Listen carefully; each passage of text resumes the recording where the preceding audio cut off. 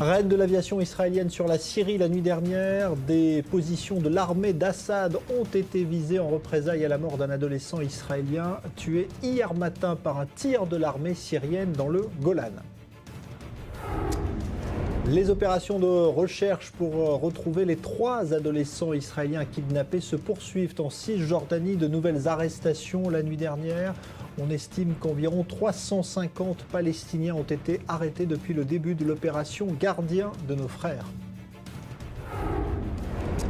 L'Irak et la visite surprise de John Kerry ce matin à Bagdad. Le secrétaire d'État américain affirme que les djihadistes menacent l'existence même de l'Irak et il promet d'aider le pays. On en reparle dans un court instant.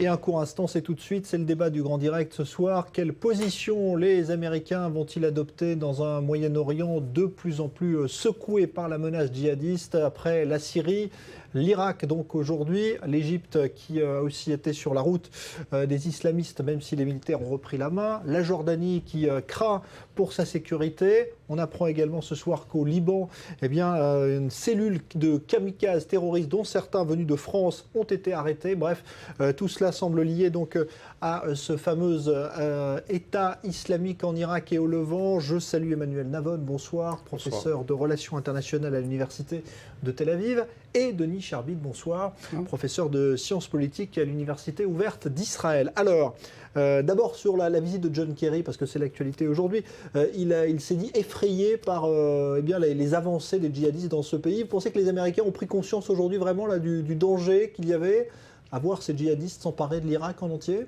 On ne peut pas ignorer le phénomène. Et je pense que surtout aujourd'hui, les Américains sont face à un dilemme vis-à-vis de ce phénomène. Puisque depuis l'intervention militaire en 2003 en Irak, on assiste effectivement à l'effondrement de ce pays. À l'époque, le président Bush avait promis d'amener la démocratie en Irak. On a vu quelle démocratie a émergé. Le gouvernement de Al-Maliki a écarté complètement les Kurdes et les sunnites de son gouvernement. Et en réaction, effectivement, le mouvement fondamentaliste sunnite du Nord est en train d'essayer de s'accaparer le pays. On assiste au même phénomène, effectivement, en Syrie, puisque ce phénomène islamiste couvre tout le Proche-Orient. Et maintenant, la Jordanie elle-même est menacée. Je ne pense pas que les Américains aujourd'hui aient une réponse à ce phénomène. Je pense qu'ils sont pris de vitesse. Et je pense qu'il y a des forces très profondes dans le Proche-Orient. On assiste finalement à l'effondrement de ces États qui ont été dessinés de façon artificielle par la Grande-Bretagne et la France après la Première Guerre mondiale et qui aujourd'hui sont complètement remis en cause. Comme vous l'avez rappelé, le seul pays jusqu'à présent qui a réussi à se sauver au dernier moment de ce phénomène, c'est l'Égypte. La question est de savoir combien de temps ça va durer. Mais en tout cas, dans ce qu'on appelle le croissant fertile, je pense que le phénomène est inexorable. Ouais. Inéluctable pour vous aussi cette situation, Denis Charbit ? Non, parce que l'histoire est toujours plus savante, plus mystérieuse et effectivement, ce qui aujourd'hui nous apparaît dominé n'est pas forcément, n'est pas garanti.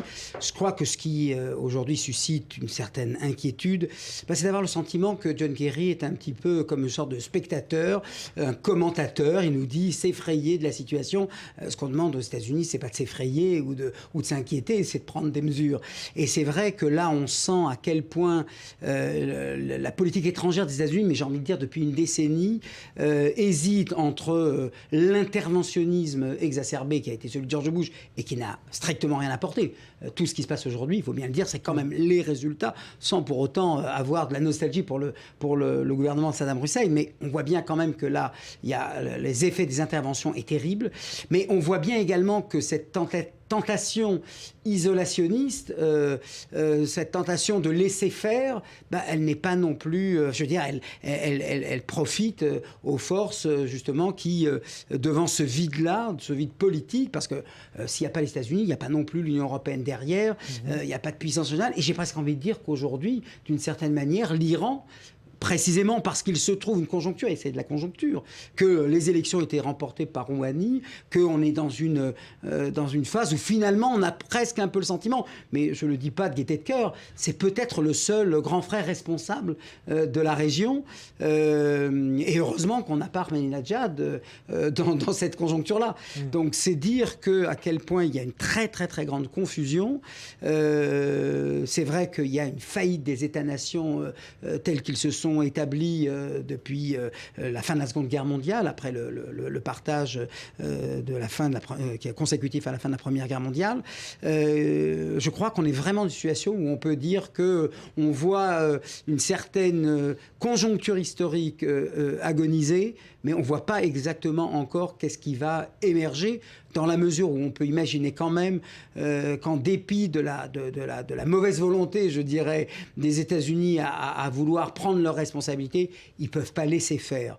Et pas à cause d'Israël, et pas à cause des populations civiles concernées, mais parce qu'il y a le Golfe Persique, parce qu'il y a le pétrole, il y a trop d'enjeux essentiels pour la croissance économique, pour le monde industrialisé, pour laisser faire une situation où les djihad islamiques prendraient le pouvoir. Et j'ai presque envie de dire, c'est pour ça que c'est tellement paradoxal. Là, à contrario, le fait d'avoir laissé Assad au pouvoir n'est peut-être pas, dans cette conjoncture-là, encore une fois, n'est peut-être pas la pire des choses. Et Dieu sait pourtant qu'on n'a aucune attache particulière pour ce tyran sanguinaire qui massacre son peuple. Ça n'a pas été un calcul des Américains, finalement, de se dire, finalement, on n'intervient pas en Syrie, comme ça, Assad pourra peut-être neutraliser ces islamistes? Non, je pense que le calcul américain en Syrie à l'été dernier, lorsque Barack Obama avait mis sa ligne rouge après que Assad ait déjà massacré près de 100 000 de ses citoyens à l'époque pour l'utilisation des armes chimiques, et ensuite finalement il dit finalement je ne vais pas intervenir militairement, j'ai besoin d'autorisation du Congrès, je veux l'autorisation du Congrès alors qu'il n'en avait pas besoin constitutionnellement. Je pense que la raison pour laquelle Obama hésitait à l'époque, c'est tout simplement parce qu'il a réalisé qu'il avait le choix entre deux mauvaises solutions, c'est-à-dire aider les djihadistes contre Assad. C'est pas que nous avons ici un mouvement démocratique, c'est pas l'Europe de la fin du communisme ou le printemps des peuples de 1848. Il y en a eu un. Il y a eu une opposition démocratique. Dans l'imagination des journalistes et des universitaires. Non, pas du tout. Je parle de ce qui s'est passé en Syrie. En Syrie, aujourd'hui, nous avons des djihadistes contre le boucher de Damas. Donc je veux dire par là, je crois que Obama a très bien compris qu'il avait le choix entre deux mauvais protagonistes. Et c'est la raison pour laquelle il n'a pas voulu intervenir. Mais c'est similaire à ce que nous avons aujourd'hui en Irak. Il a le choix entre Al-Maliki, qui est soutenu par Téhéran, ou bien l'État islamiste d'Irak et de Syrie, que même Al-Qaïda considère comme trop extrémiste pour leur goût, n'est-ce pas? Donc ça veut dire quoi? Ça veut dire que les États-Unis ont le choix entre de mauvaises solutions. Et en dépit des déclarations de John Kerry, je ne pense pas qu'ils ont de solution. Alors vous dites qu'il faudrait qu'ils agissent, mais je ne vois pas comment est-ce qu'ils peuvent agir. Je crois qu'ils sont là face à un véritable dilemme. Et je pense que d'ailleurs, alors c'est vrai que vous avez parlé du pétrole, mais aujourd'hui l'économie américaine est beaucoup moins dépendante du pétrole moyen-oriental qu'elle ne l'était il y a 10 ou 15 ans. Donc nous ne sommes pas dans le contexte de 1991 où sans le pétrole du Golfe Persique, l'économie américaine ne pouvait pas continuer de fonctionner. Aujourd'hui la situation est différente. Donc cette région aujourd'hui n'a pas la même importance stratégique qu'elle l'avait dans les années 90, au début des années 90, et cela fait partie également du calcul stratégique américain aujourd'hui. Ouais. Est-ce que vous pensez que les Américains vont envisager globalement finalement ce qui se passe dans la région et pas seulement pays par pays comme peut-être ils ont semblé le faire au début, parce qu'on voit que la Jordanie aujourd'hui a très peur pour sa frontière et peut-être même pour son royaume. Est-ce qu'on peut mettre aussi peut-être la menace du Hamas en Israël dans le même giron que celui des djihadistes? Pour vous, il faut voir tout ça globalement, cette menace islamiste, jusqu'au Liban aussi. Oui, effectivement, enfin, si ce n'est qu'il y a beaucoup de dissensions, c'est ce qu'on a appris entre-temps, c'est que c'est pas parce que ça s'appelle islamiste ou djihadiste que c'est forcément le même arc ou le même faisceau de mouvements. Ils sont pas capables de faire coalition entre eux. C'est vrai qu'on a besoin d'une vision globale. Je ne mettrai pas dans le même sac, ne serait-ce qu'en termes de puissance. Le Hamas aujourd'hui affaibli par rapport à ce qu'il a pu être il y a quelques années, avec avec la puissance qu'on n'a même pas soupçonnée en Irak. Je veux dire, c'est l'affaire d'il y a quelques semaines, on n'a pas vu venir. C'est vrai qu'il y a des bouleversements, il y a une situation très instable, et on sent bien du côté des Américains à quel point, après, en plus, on n'en a pas parlé, l'échec de l'initiative Kerry entre Israéliens et Palestiniens, on sent à quel point cette région-là, ils ne la comprennent plus, ils ne voient pas comment s'en sortir, et c'est vrai que, mais à la faveur justement de cette indépendance énergétique que vous soulignez, ils peuvent avoir cette tentation de tout laisser faire, mais attention, le vide sera rempli, et ça peut être l'Iran, ça peut être la Russie, et je ne suis pas sûr que ce soit de l'intérêt des États-Unis de laisser se désagréger cette situation. Donc ils vont, malgré tout, en dépit de cette vision globale que vous appelez de vos voeux, je pense qu'ils n'auront pas le choix que d'intervenir localement. Je pense qu'aujourd'hui, la Jordanie, c'est tant pour Israël que pour les États-Unis la pièce, le maillon faible, mais qu'il faut absolument consolider pour l'empêcher de tomber. Et là, je pense que c'est l'objectif numéro un. La deuxième tentative que fait John Kerry, c'est d'appeler Maliki à une coalition, effectivement, qui tiendrait plus compte de la diversité politique, et pas tant politique d'ailleurs que confessionnelle et ethnique, c'est-à-dire inviter les Kurdes à faire partie de la coalition, inviter les sunnites à faire partie de la coalition. C'est vrai que parfois, il n'y a pas d'autre choix que l'unité nationale pour faire face à un danger qui risque d'embraser toute la région. Et l'Égypte alors? Parce qu'on a vu Kerry hier en Égypte venir demander des garanties de démocratie tout en accordant l'aide militaire promise. Est-ce que vous pensez que les Américains ont compris peut-être qu'il y avait là peut-être un facteur de stabilité pour la région, qu'il faut s'y raccrocher ou pas?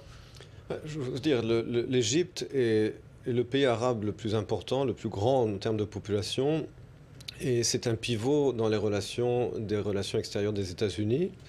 L'Égypte avait été l'acteur central des accords de Camp David, qui était plus un accord entre les États-Unis et l'Égypte qu'entre l'Égypte et Israël, puisque les États-Unis avaient tout intérêt à faire passer l'Égypte du côté américain et la sortir du camp soviétique. C'était toute l'importance des accords de Camp David pour les États-Unis. Et aujourd'hui, on voit comment ces dernières années, la Russie essaie de se réapproprier, entre guillemets, l'Égypte avec ces accords militaires qui ont été signés il n'y a pas longtemps. Les États-Unis vont tout faire pour préserver l'Égypte, en comprenant que l'Égypte, comme le reste du monde arabe, ne sera pas démocratique. Je crois que les États-Unis ont fait une expérience de laboratoire en Irak qui leur a coûté des centaines de milliards de dollars et plus de 4000 morts de soldats américains. Après l'expérience irakienne, je crois qu'ils ont tiré les conclusions de la théorie de la réforme démocratique dans le monde arabe. Donc ils vont tout faire aujourd'hui, en dépit de l'absence de démocratie en Égypte, pour préserver ce régime. Mais maintenant, les choses vont aller au plus offrant. Entre la pression russe et la pression américaine, on a vu le résultat de ces pressions contraires en Ukraine. On va avoir quelque chose de similaire en Égypte. Mais après, l'Égypte va se poser la question, on vient d'en parler, de la Jordanie. Parce que la Jordanie est un pays faible. La Jordanie a été le théâtre, déjà pendant la guerre froide, en 1971, une guerre civile avec d'un côté les États-Unis, Israël et le régime du roi hachémite, et de l'autre côté l'Union soviétique, la Syrie et l'OLP. C'était dans le cadre de la guerre froide. Aujourd'hui, on a un double conflit également par proxy, dans lequel les États-Unis, Israël et le système du roi d'un côté, et de l'autre côté, ça n'est plus l'Union soviétique et ses clients pro-communistes de la région, mais c'est effectivement la chaîne islamiste et chiite menée par l'Iran.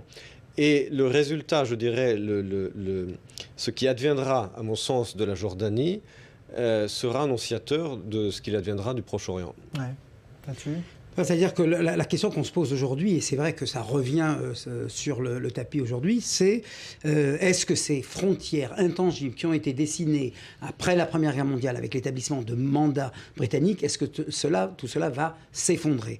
Il est évident qu'il n'y a pas de seul... Je veux dire, le rêve d'un empire arabo-musulman est là sur la table. Est-ce qu'il va gagner les uns et les autres ?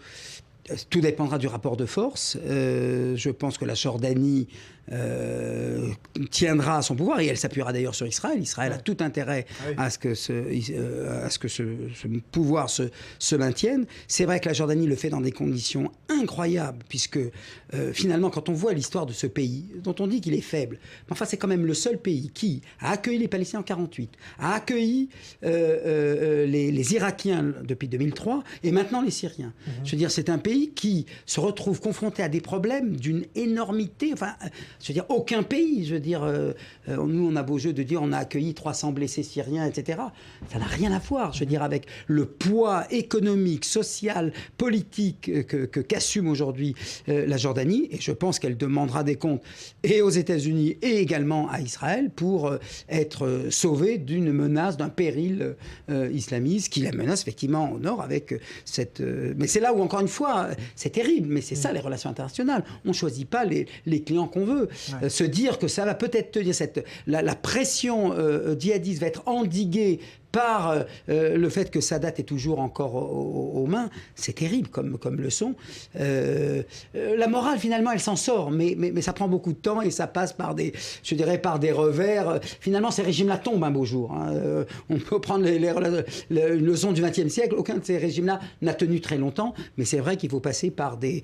Je veux dire, il faut, comment dirais-je, respirer très fort et patienter avant de voir des résultats plus optimistes s'établir. Bon, on verra tout cela, évidemment, on n'a pas fini d'en parler. Merci en tout cas Denis Charbit, merci Emmanuel Navon.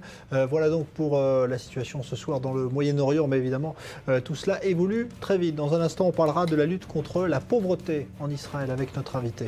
A tout de suite.